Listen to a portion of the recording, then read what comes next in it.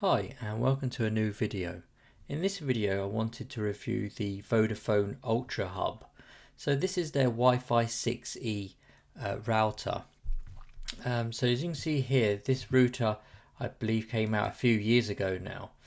So what makes this special is it includes the 6 GHz band, and it's the Wi-Fi 6E. So it does include under security, it has WPA2, but also the new encryption WPA3 it supports.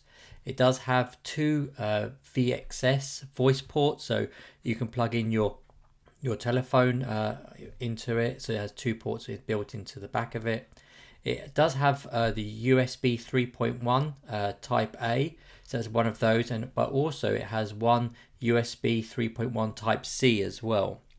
So USB 1 is the Type A and USB 2 on the back is Type C. It has a LAN port, so they're upgraded as well. So it has a 2.5 gig Ethernet. So that is for LAN and WAN, even though it's in red and it is highlighted as WAN. And then also it has only two Ethernet ports on the back, and they're both 1 gig Ethernet ports. So it's a shame they didn't include 4, but I think with the design they're trying to go through.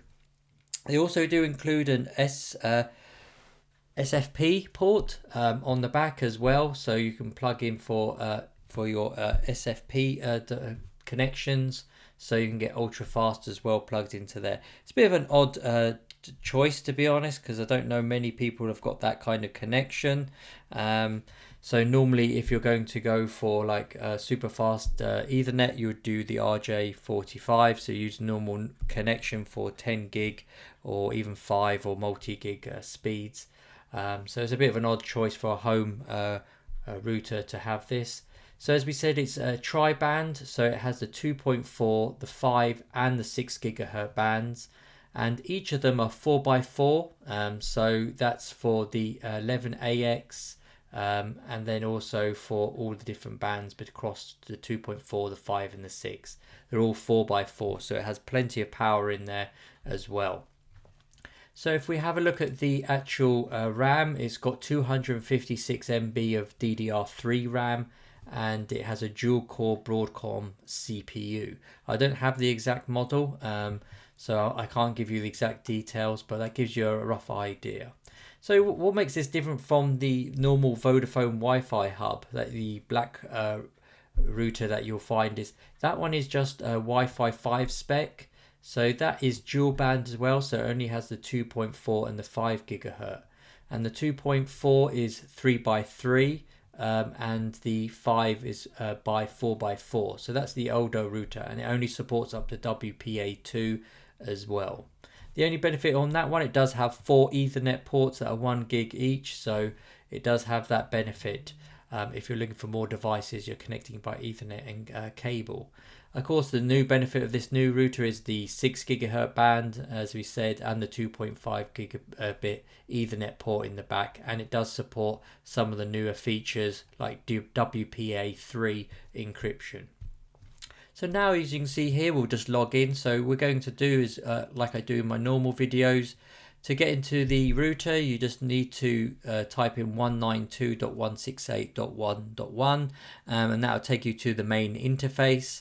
We'll go through the options that are actually here. So this is a little bit, some of the options are the same and some are different. You've got more options now on this router compared to the older Vodafone Wi-Fi hub.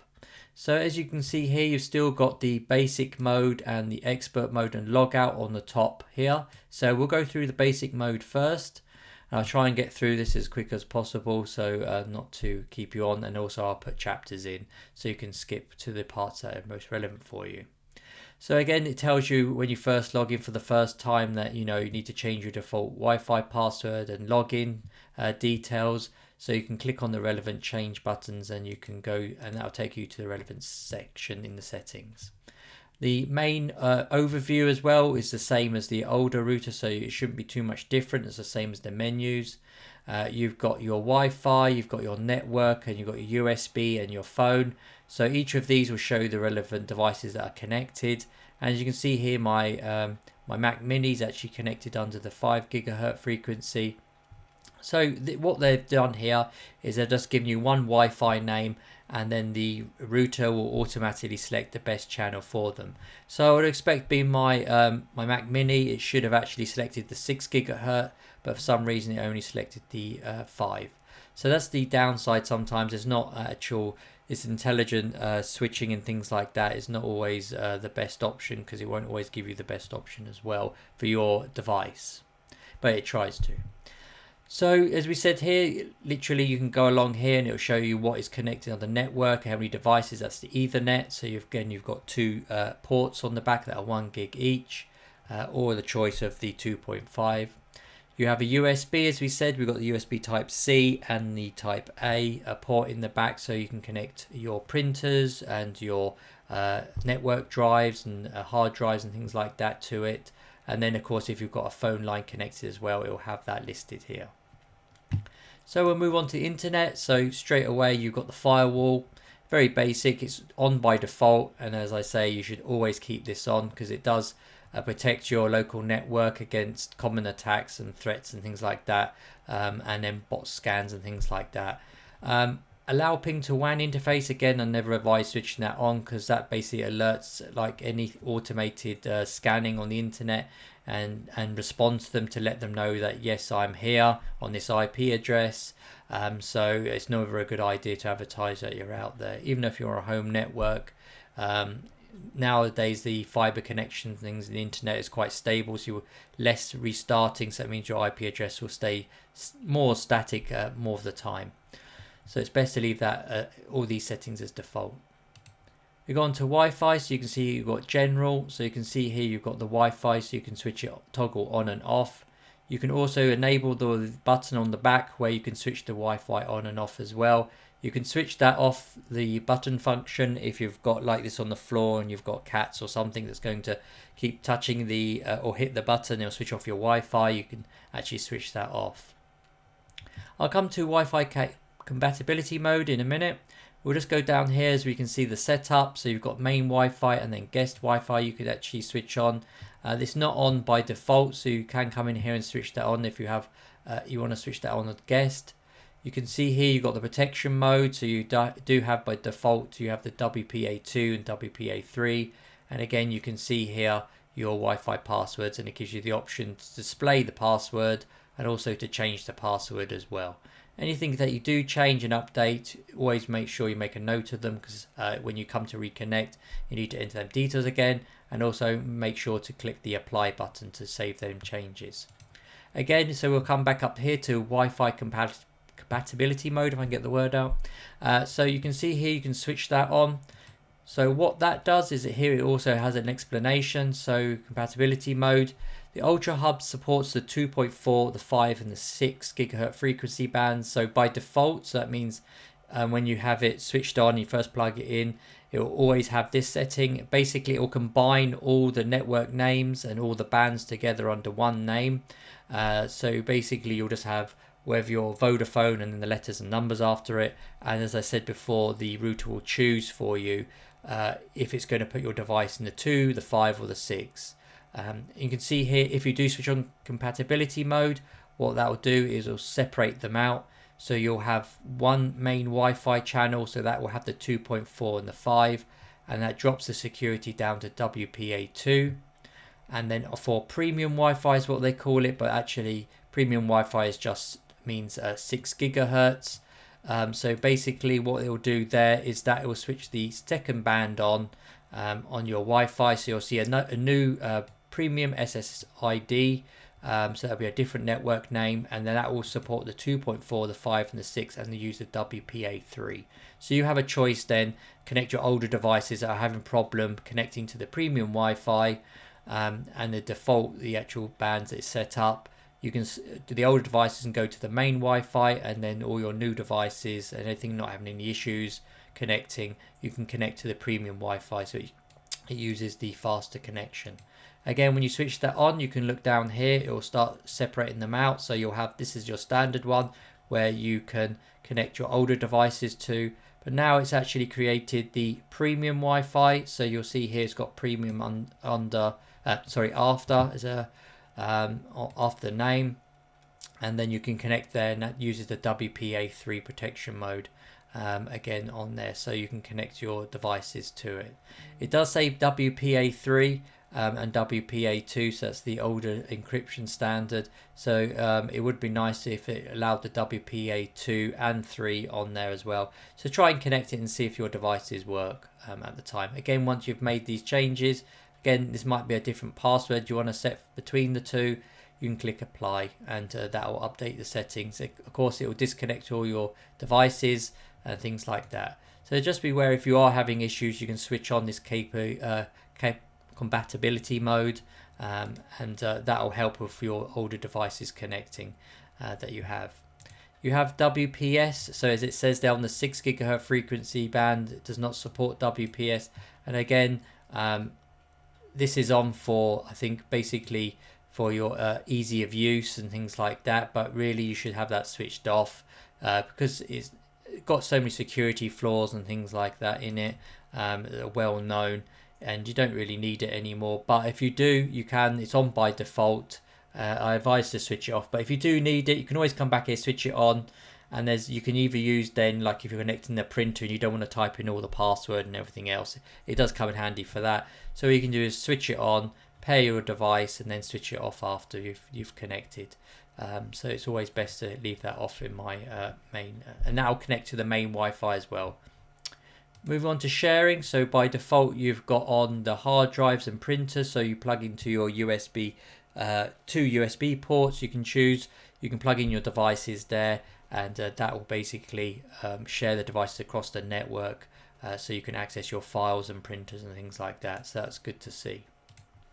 Next, we've got the settings. So here is where you can come in and change your password, and this is your web UI password, not your Wi-Fi password. So this is the web password that is to access your router, and then also you can reset it as well in here if you've forgotten it, and this resets it back to the what's actually on the sticker on the bottom of the actual router.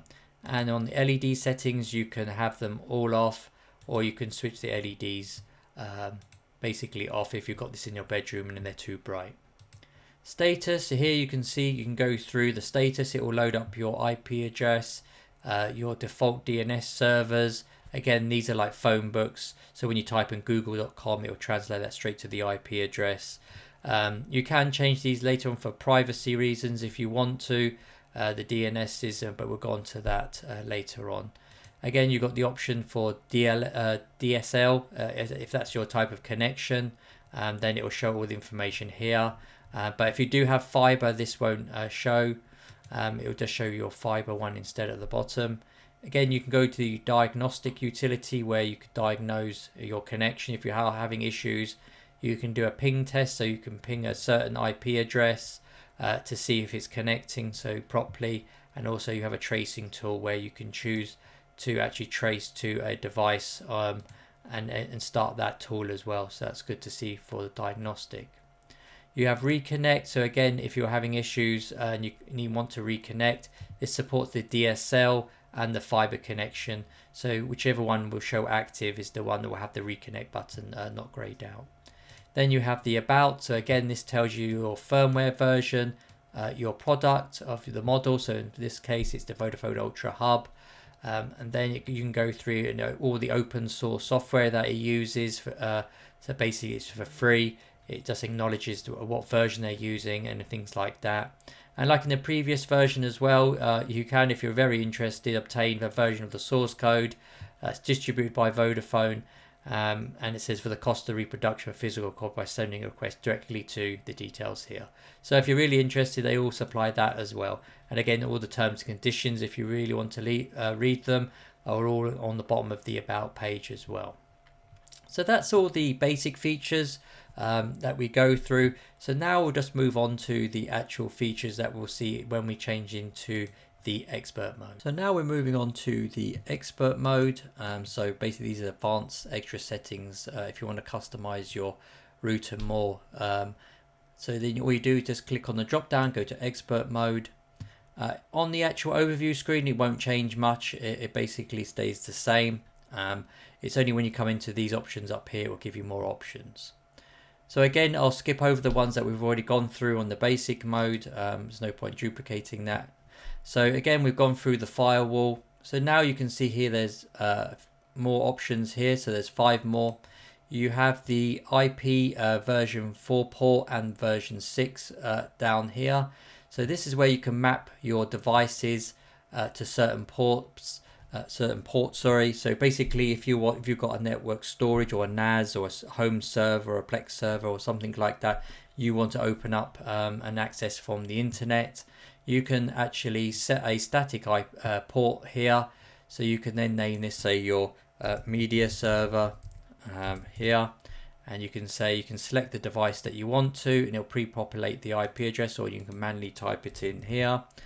And then you can do a port. So your public port doesn't necessarily have to be the same as the local port, but sometimes it has to be the same.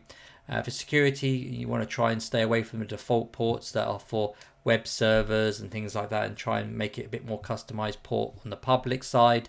That doesn't mean you'll probably have to change some of the settings when you're connecting from outside, but it just makes it a bit more secure. You can then go into the port range. So here you can select from either port, say 443 all the way to 448 on the public side, and then you can do it from the local port range as well. So it gives you a better range of ports if you're connecting across that range. So again, here you can open it up, and then the protocols you can choose TCP or UDP. Open these up as well, so it gives you your device and everything else. But just be wary when you are opening this up. It is opening up the device you're connecting to or directing this to on your local network. Is opening out to the internet. Again, this is the same as the port mapping. But this is for version 6 IP addresses and things like that, where you can actually specify the ports and the port range as well, and then device as well. So you've got the version 4 and the version 6. You have the static NAT or the DMZ or Z. So basically this is exposed host. So what this means is, like it says here, if you have a local network device that cannot run on the internet application properly behind the firewall, so the firewall is in the actual router, you can allow unrestricted internet access, exposed host.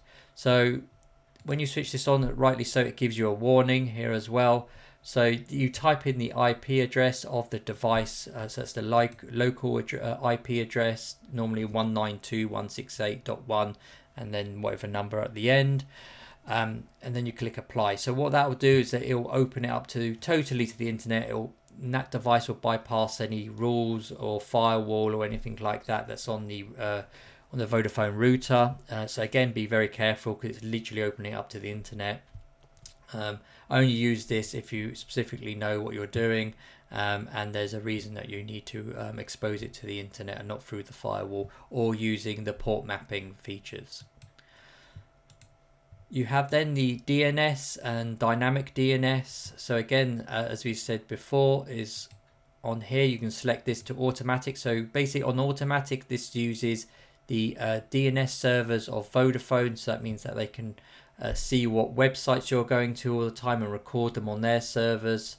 And of course, they probably use them according to their privacy policy and things like that. But if you are more security conscious or privacy conscious and things like that, you can change these to the Google, Cloudflare.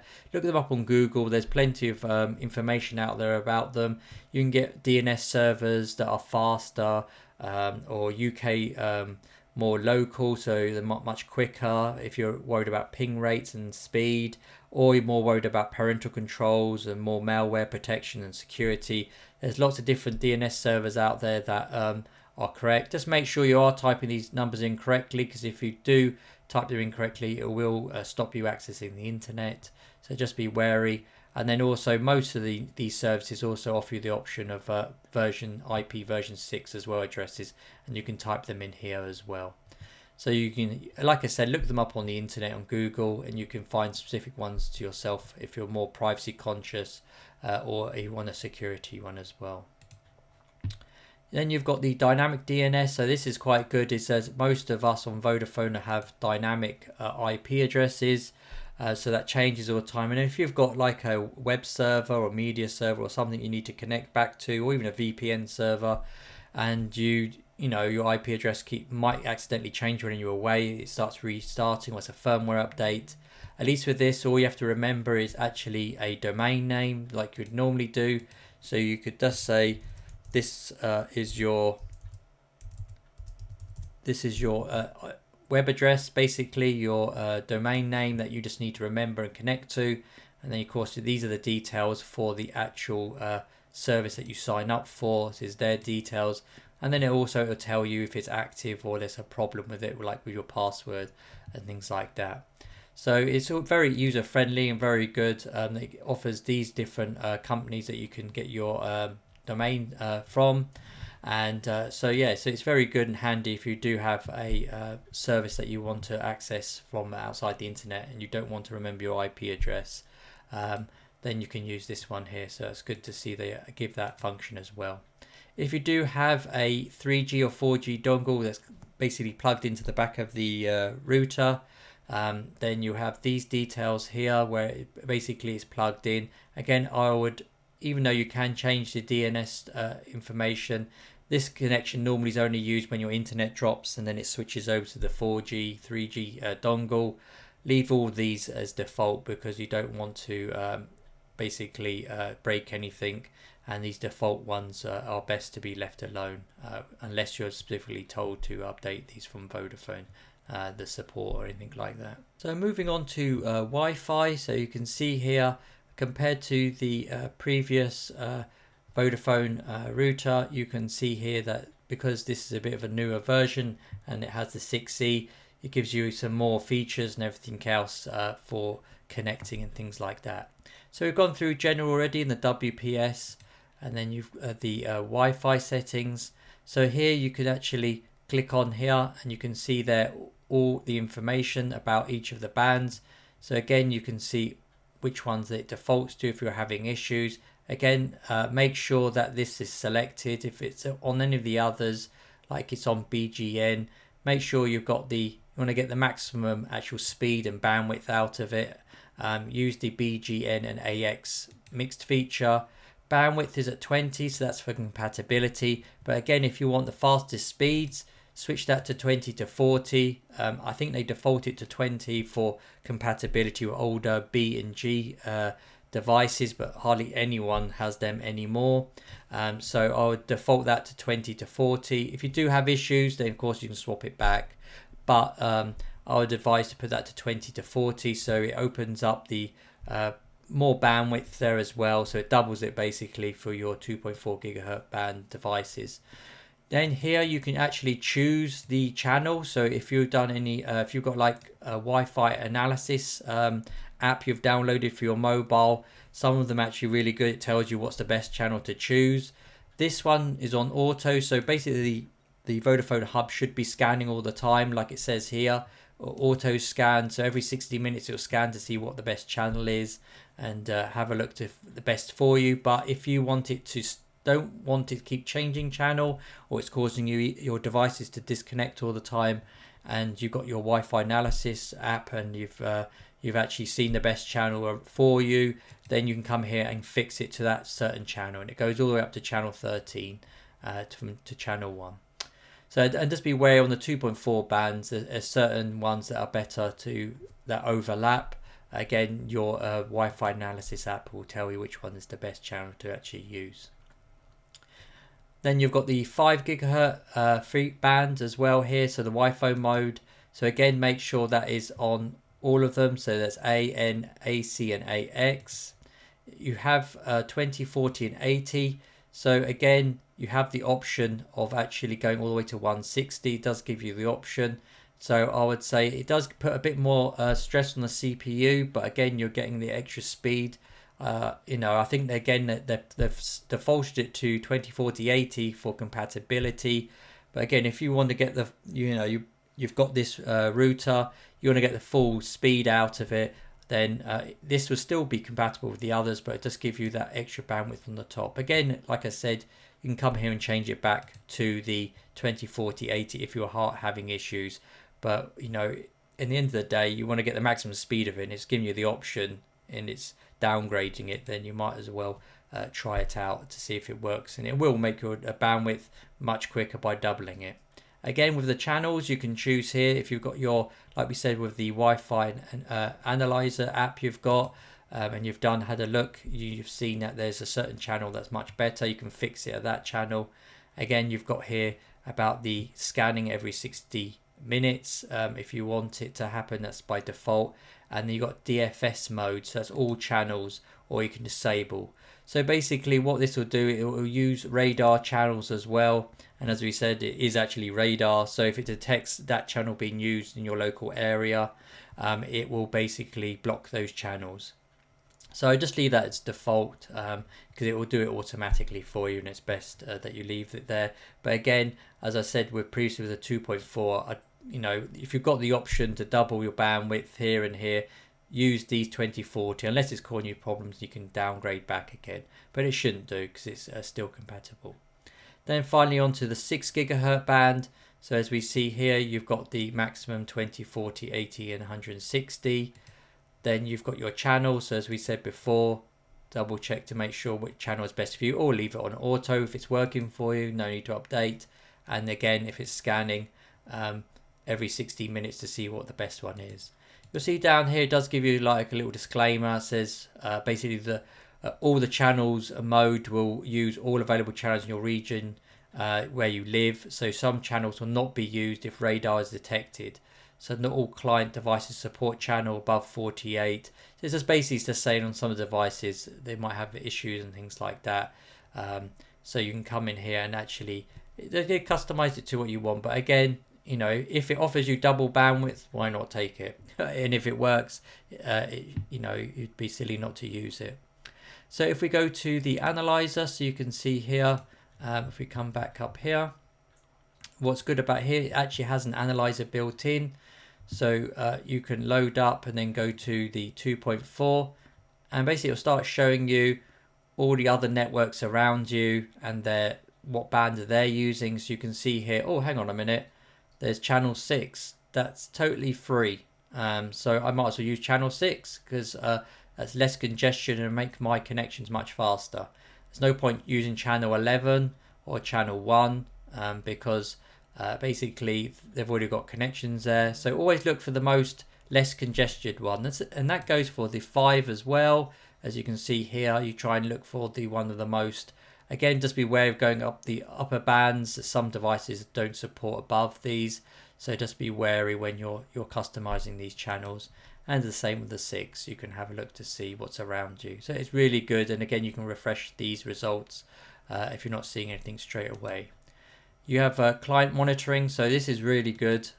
So you can see when devices are connected, you can select the device and it will give you how they're connected, what band they're using, what their bandwidth is connected by, and everything else. So that's a really good information and everything else. So if I click on this one for my Mac, you can come down here, you can see it's currently using the 5 when it actually should be using the 6.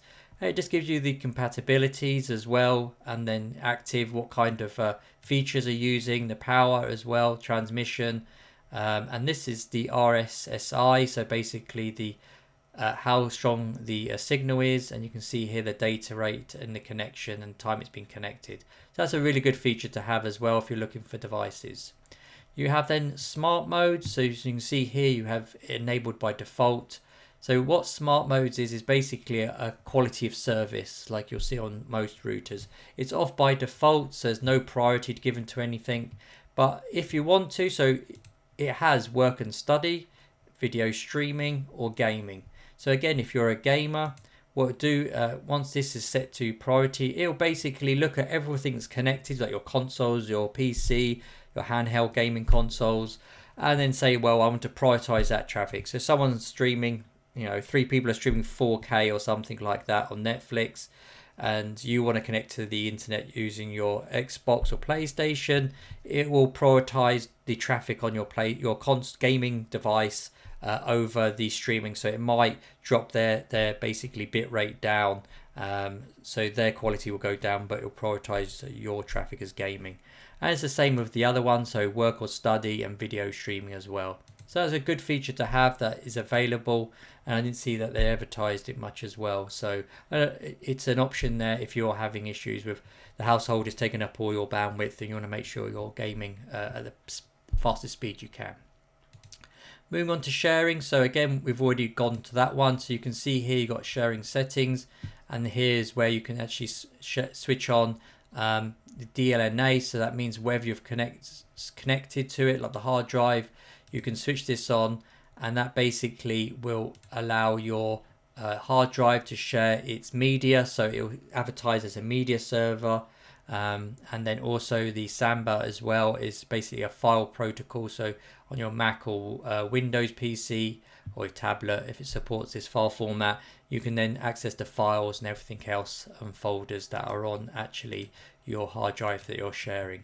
So that's good to see that they allow these features, but they are off by default. So you need to come in here and switch these on if you want to. Again, if you're not using this feature, leave them off because it does use a bit more CPU and RAM usage. Next, we go on to settings. As we said before, now you've got the firmware updates. You can come in here, check your firmware, and then also you can check for updates. So once you do this, just be wary. It will probably disconnect your devices for 5 minutes or so while it checks and updates. It might take another 10 minutes afterwards. We've already gone through LED settings. The configuration here again is good. So you can come in here, save your current configuration. So if you've customized everything and all the settings and you want to save them. So if you ever have to factory reset and you want to restore them all because you don't want to go to the trouble, literally you can just go back and restore these in 5 minutes and everything is done back to where it was before. So it's really good to have. And again, it won't allow you a weak password. It just says here what the credentials are to save it. So you can't save this backup file. It is encrypted with a password, so it's good to see. And again, here's where you come to load it. You click on load, and this is where you can load the file. Here's where you can actually do the factory reset. So basically you can reset this back to factory settings. Again, it's the same as using the reset button on the actual back of the router as well, where you use a little pin to actually reset. And then you have to, if you want to restart for any reason, you can come here and restart as well. You have a public subnet. So basically here you can manage and view the details of the public routed subnet addresses.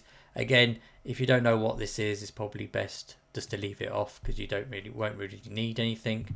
You come to local network. So here's where you can customize things. So you can switch on the IP version 6 ULA if you need to. It's off by default. These are all both on, so version 4 of IP and version 6 is given to all your devices. So that's really good to see. And this is your router's actual address here, and this is how you'll see it under the host name. Here you can customize the IP address. Again, if you're going to start changing these, just remember what the details you're changing them to. So some people prefer to change the default IP range in their network and things like that. And lastly, at the bottom here is where you can actually create a static IP address. So this is really good. You can click down here. You can select your device or you can type in the MAC address manually, type the IP address you want for that device, hit the plus and apply. The same is for down here for the guest Wi-Fi. Every time that device connects, it will have the same IP address. So it's good for things like your media server, your IP cameras. So you can bookmark that IP address and always go to the same place. So that's really good to see. And then lastly, we come on to the status.